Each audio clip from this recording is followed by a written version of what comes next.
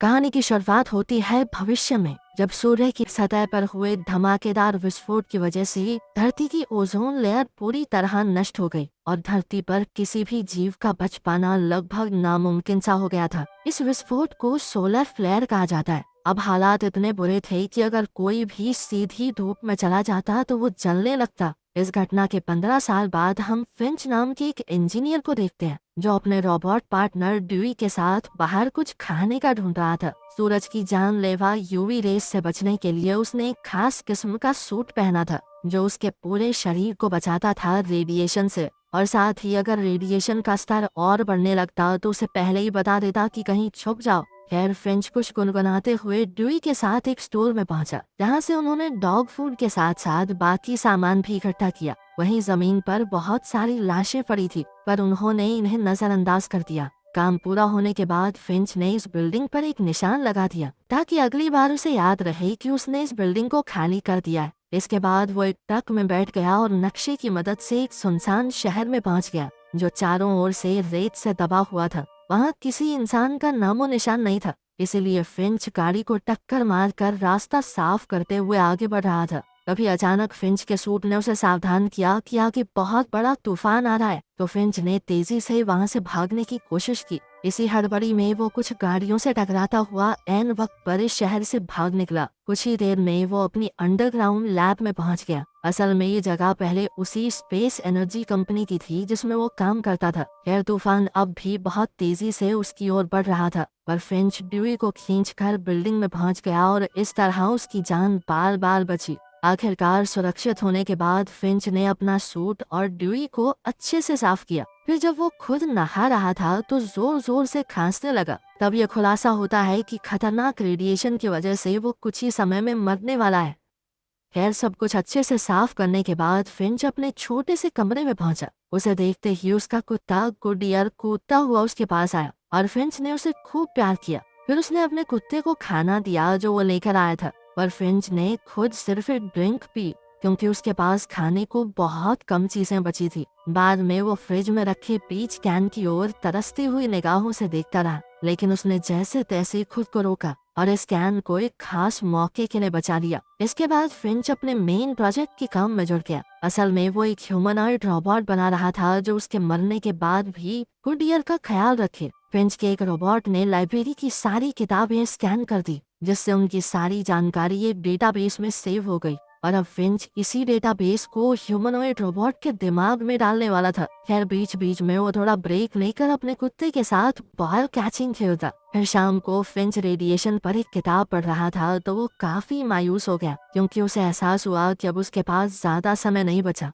इसीलिए अब सोने की बजाय उसने अपने रोबोट पर ही काम करना जारी रखा। उसने सर तो लगभग बना दिया था, लेकिन बस आंखों की कमी थी। इसीलिए उसने डीन की आंखें निकाल ली और कहा कि बाद में तुम्हें नई आंखें लगा दूंगा। पर जैसे ही उसने अपने रोबोट को एक्टिवेट किया तो वो बोल तो नहीं पा रहा था, मगर सर हिलाकर फिंच के सवालों का जवाब दे रहा था। उसे देखकर फिंच बहुत ज्यादा खुश था, इसीलिए उसने फटाफट उसके बोलने की प्रॉब्लम भी ठीक कर दी। आखिरकार रोबोट बोलने लगा, जिसे देखकर उसका कुत्ता गुडियर थोड़ा डर गया और उस पर जोर जोर से भौंकने लगा। फिर रोबोट ने अपना नाम जेफ चुना और अपने मालिक फिंच को बताया कि डेटाबेस में जितनी चीजें आपने डाली थी वो सब मैं जानता हूँ। उसकी प्रोग्रामिंग के हिसाब से रोबोट को फिंच के सारे ऑर्डर्स मानने होंगे, जिसमें सबसे पहला था कि वो इंसानों को कोई नुकसान नहीं पहुंचाएगा। आखिरकार फिंच ने जेफ को समझाया कि तुम्हारा असली मकसद है मेरे मरने के बाद गुडियर का ख्याल रखना। तभी अचानक बिल्डिंग की बिजली चली गई। फिंच ने बाहर जाकर विंड टर्बाइन फिर से चालू की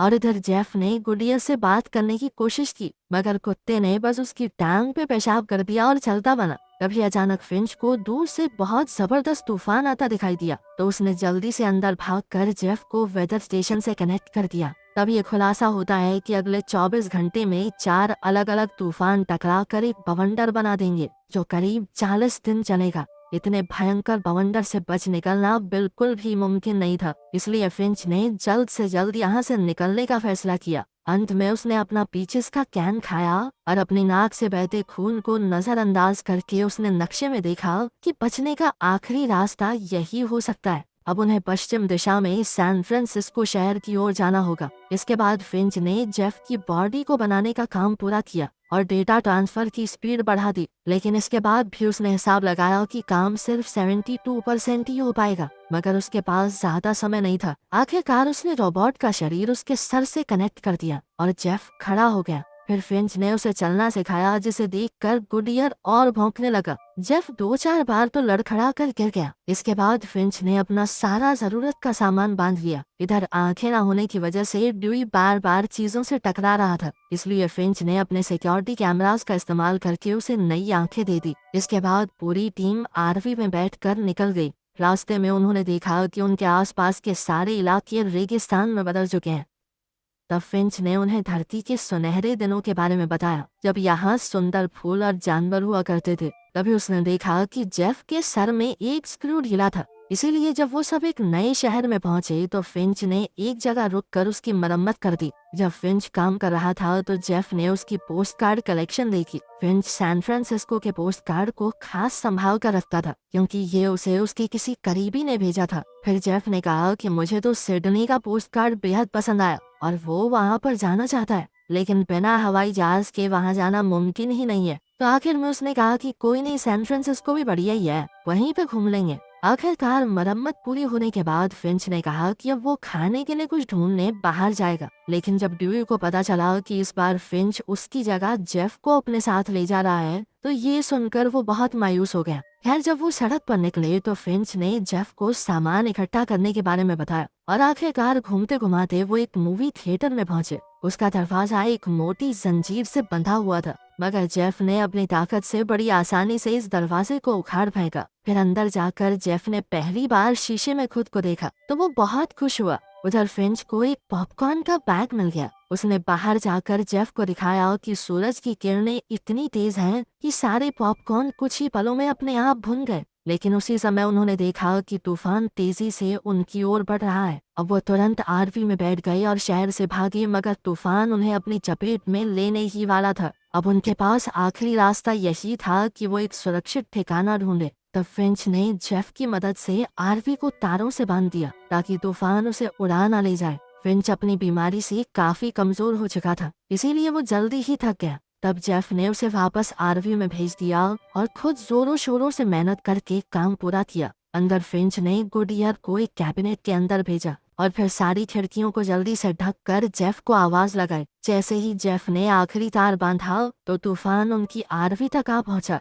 लेकिन जेफ भी ऐन मौके पर अंदर घुस गया। तूफान के टकराते ही आरवी जोरों से हिलने लगी। फिंच और जेफ थोड़े घबराए हुए अंदर रुके हुए थे। बाहर सभी तारें एक एक करके टूटने लगी और आखिरकार सिर्फ एक तार बची थी। काफी देर तक आरवी हिलती रही और आखिर में तूफान चला गया, जिसके बाद वो सभी आरवी से बाहर आ गए। फिंच ने देखा कि आखिर में वही तार बचा था जिसे जेफ ने पूरी जी जान से लगाया था। खैर, इस तूफान ने उनके एक टायर को भी खराब कर दिया था, तो जेफ ने अपने हाथों से आरवी को उठा लिया ताकि फिंच आराम से टायर बदल सके। फिर पूरी टीम ने रात वहीं गुजार कर आराम किया। अगली सुबह उन्होंने सोलर पैनल्स खोले और फिर से अपने रास्ते पर निकल पड़े। बाद में जेफ भी गुडियर पर भौंकने लगा, क्योंकि उसे लग रहा था कि हो सकता है वो कुत्तों की भाषा सीख जाए। पर फिंच ने उसे समझाया कि चिंता मत करो, समय के साथ गुडियर तुम्हारे ऊपर भरोसा करना सीख जाएगा। बाद में जब वो रास्ते में थे तो जेफ ने उससे पूछा कि आखिर विश्वास होता क्या है, लेकिन फिंच को समझ नहीं आया कि आखिर वो उसे समझाए कैसे। तब उसने जेफ को एक कहानी सुनाई। जब वो अपनी पहली नौकरी में था तो उसके प्रोजेक्ट पर कोई भी ढंग से काम नहीं कर रहा था। तब फिंच ने अकेले ही सारी सॉफ्टवेयर प्रॉब्लम सॉल्व की थी, मगर जब नाम देने की बारी आई तो उसने पूरी टीम का नाम दे दिया कि सबने मिलकर ये काम किया है। इस तरह उसने सबका भरोसा जीत लिया। मगर जेफ को ये कहानी कुछ खास समझ नहीं आई, लेकिन उसी समय फिंच को बहुत जोर से खांसी होने लगी। तब वो ब्रेक लेने के लिए एक रेस्टोरेंट में रुक गए। उसने आरवी को एंट्रेंस पर छाया में पार्क कर दिया और बिना सूट पहने ही रेस्टोरेंट में भागा। पर तभी उसने देखा कि मेरी खांसी में तो खून आ रहा है। अचानक उसे गुडियर के भौंकने की आवाजें आई, तो उसने देखा कि गुडियर जेफ के साथ बाहर आने को राजी नहीं था। तब फिंच खुद उसका पट्टा पकड़कर उसे रेस्टोरेंट में लेकर आया और जेफ से कहा कि तुम आरवी की रखवाली करो। इधर फिंच गुडियर के साथ खेल रहा था और वहीं जेफ ने ड्राइविंग सीट पे बैठ के गाने ऑन कर दिए और फिर आरवी को चलाने की कोशिश की, मगर तभी उसकी टक्कर एक गाड़ी से हो गई। उसका शोर सुनते ही फिंच तुरंत दौड़कर बाहर आया। उसे देखते ही गुडियर भी उसके पीछे आ गया। वो सूरज की किरणों में पैर रखने ही वाला था कि ऐन वक्त पर फिंच ने उसे रोक दिया। अब फिंच ने जेफ को डांटा और आरवी को बड़े ध्यान से वापस पार्क करने को कहा, लेकिन इस बार गाड़ी की टक्कर रेस्टों से हो गई। तब फिंच ने गुस्से से भरकर धूप में अपना हाथ आगे किया और जेफ को दिखाया कि ध्यान से देखो कितनी बुरी तरह से जलता है ये। वो गुस्से में जेफ पर चिल्लाने लगा कि तुम्हारी एक गड़बड़ की वजह से गुडियर मर सकता था। बहुत सोच समझकर हरकतें किया करो, तुम्हारा असली ध्यान सिर्फ गुडियर के ऊपर होना चाहिए। खैर बाद में जब वो अपनी मंजिल की ओर निकले तो फिंच ने देखा कि जेफ काफी उदास था। तो उसने सोचा कि मैं खुद जेफ को गाड़ी चलाना सिखाता हूँ। पहले तो जेफ को थोड़ी दिक्कत हुई और वो इधर उधर टकराता रहा, मगर जल्द ही उसे टेक्निक समझ आ गई और वो आराम से ड्राइव करने लगा। आखिरकार रात होने पर वो एक जगह रुक गए और मिलकर खूबसूरत नॉर्दर्न लाइट देखी। अब पृथ्वी की ओजोन लेयर खत्म हो चुकी थी तो बड़ी आसानी से साफ साफ दिख रही थी। जेफ ने पूछा कि अगर सूरज की इतनी दिक्कत है तो वो रात में सफर क्यों नहीं करते। तो फिंच ने बताया कि लोग दर दर भटक रहे हैं, बहुत सारे भूखे लोग हैं, परछाइयों में छुपकर ही हमला करते हैं। फिर अगली सुबह जेफ ने गुडियर को भौंकते सुना तो वो दौड़कर फिंच के पास गया। फिंच को उल्टियां हो रही थी और वो बुरी तरह कांप रहा था। जेफ ने उसका काफी ध्यान रखा और फिर उसे आराम करने को कहा। अब वो खुद ड्राइव करने लगा और जल्दी ही नए शहर में जा पहुंचा। तब जेफ ने गुडियर को फिंच के साथ रुकने को कहा और खुद ड्यूई को साथ लेकर कुछ खाने का ढूंढने निकल पड़ा। पहले वो एक हॉस्पिटल में घुसे लेकिन वहाँ पर ज्यादा कुछ नहीं मिला। जेफ ने ड्यूई को दरवाजे पर रुकने को कहा और खुद सीढ़ियों से ऊपर चला गया, लेकिन उन दोनों ने ही ये नहीं देखा कि कोई अंधेरे से उन्हें देख रहा है। इधर जेफ को कुछ दवाइयाँ और एक जैकेट मिली जो उसने पहन ली। फिर उसे एक कैबिनेट मिला जिसमें जरूरत का काफी सामान था। वहीं नीचे ड्यूई को भी कुछ खाने को मिला, लेकिन जैसे ही वो उसकी तरफ बढ़ा तो एक जाल में फंसकर खत्म हो गया। उधर फिंच की आंख खुली तो उसने देखा कि उसके रोबोट वहाँ मौजूद नहीं थे। उसे एहसास हुआ कि वो मुसीबत में है, इसीलिए उसने कमजोरी की हालत में भी अपना सूट पहना और बाहर निकल पड़ा। कुछ ही पलों में वो ड्यूई तक पहुँच गया। उसकी ऐसी बुरी हालत फिंच से देखी नहीं गई, इसीलिए उसने ड्यूई का पावर बटन ऑफ कर दिया। उसी पल उसे किसी के आने की आवाज आई तो वो हमला करने के लिए तैयार हो गया, लेकिन वो कोई और नहीं बल्कि जेफ था। फिंच ने उसे खूब डांटा क्योंकि जेफ ने ध्यान नहीं दिया कि यहाँ पर जाल बिछाया गया है। अचानक उन्हें पास से शोर सुनाई दिया तो वो तुरंत भागने लगे। फिर सीढ़ियों पर फिंच बुरी तरह खांसने लगा और अपने घुटनों के बल गिर गया, पर वो आवाजें तेजी से उनके करीब आ रही थी। तो जेफ ने फिंच को उठाया और दोनों तुरंत बिल्डिंग से बाहर आ गए। फिर वो जल्दी से आरवी तक पहुंचे और फटाफट वहां से भाग निकले। कुछ घंटों बाद जब रात हुई तो आखिरकार फिंच का ध्यान गया कि ये गाड़ी में कोई तो उनका पीछा कर रहा है। जेफ के पास नाइट विजन थी और वो अंधेरे में भी गाड़ी चला सकता था, इसीलिए उसने गाड़ी की सभी लाइटें बंद कर दी, मगर फिर भी वो गाड़ी उनके पीछे ही थी। फिर उन्होंने स्पीड बढ़ाने की कोशिश की, पर तभी फिंच की नजर सामने मौजूद अंडरपास पर पड़ी तो उसने ऐन वक्त पर स्टीयरिंग घुमाकर आरवी को सड़क से उतार दिया। जेफ ने फिंच को समझाया कि आरवी की हाइट अंडरपास से ज्यादा है, हम वहाँ फंस जाएंगे, मगर फिंच घबराहट में आरवी चलाता रहा ताकि वो उसे अंडरपास के नीचे छुपा सके। खैर जेफ की बात बिल्कुल सही निकली, मगर अब अंडरपास से टकराने की वजह से आरवी के छत पर लगे सोलर पैनल खराब हो गए। अब वो खराब हो ही गए थे तो जेफ ने पूरी ताकत से धक्का देकर आरवी को पूरी तरह अंडरपास के नीचे छुपा दिया। अब वो सब काफी डरे हुए थे और पीछे वाली गाड़ी के निकलने का इंतजार करने लगे। तब जेफ ने देखा कि फिंच खुद को बचाने के लिए एक बंदूक भी रखता है।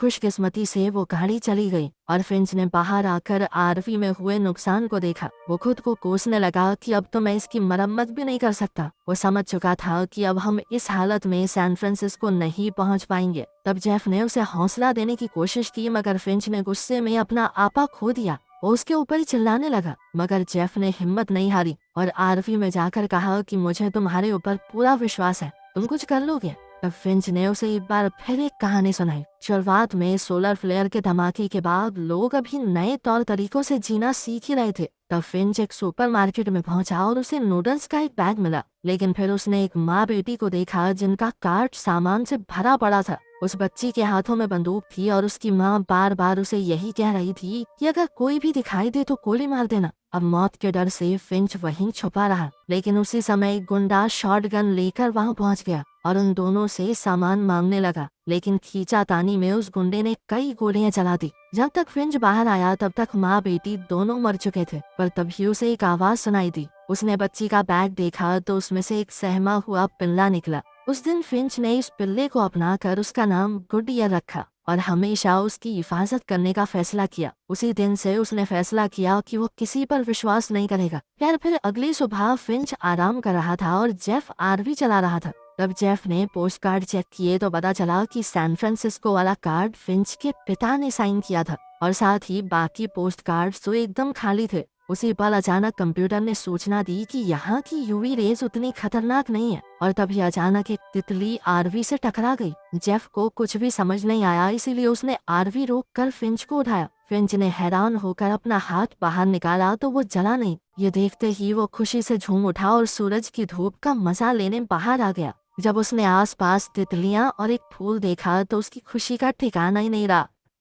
कई घंटे तक सफर करने के बाद उन्हें पास के इलाके में कई पेड़ पौधे दिखाई देने लगे। इस बात की खुशी मनाने के लिए फिंच ने अपना खास सूट पहना और आरवी रोक कर सूरज की धूप में पिकनिक करने बैठ गया। तब जेफ ने कहा कि उसने कल रात उन सबको ब्रिज पर खड़े देखा था। ये सुनकर फिंच काफी खुश हुआ क्योंकि जेफ अब इंसानों की तरह सपने देखना सीख गया था। तब जेफ ने उससे पूछा कि तुमने पोस्ट कार्ड के बारे में झूठ क्यों कहा? तो फिंच ने उसे एक नई कहानी सुनाई। जब वो बच्चा था तो उसकी माँ ने उसे बताया कि तुम्हारे पिता की रगों में वाइकिंग्स का खून है। फिर फिंच ने जेफ को वाइकिंग फ्यूनरल की एक तस्वीर दिखाई। फिंच के पिता उसके पैदा होने से पहले ही चले गए थे क्योंकि वो एक इंजीनियर थे जो बड़े बड़े पुल बनाया करते थे और अपने काम के चलते उन्हें अलग अलग देशों में जाना पड़ता। फिंच ने कभी उनसे बात नहीं की, लेकिन फिर उसके 15वें जन्मदिन पर उसे एक पोस्ट कार्ड मिला। उसके पिता ने लिखा था कि एक दिन वो अपने बेटे से मिलना चाहेंगे और फिंच ने इसी खास मौके के लिए यह सूट खरीदा था।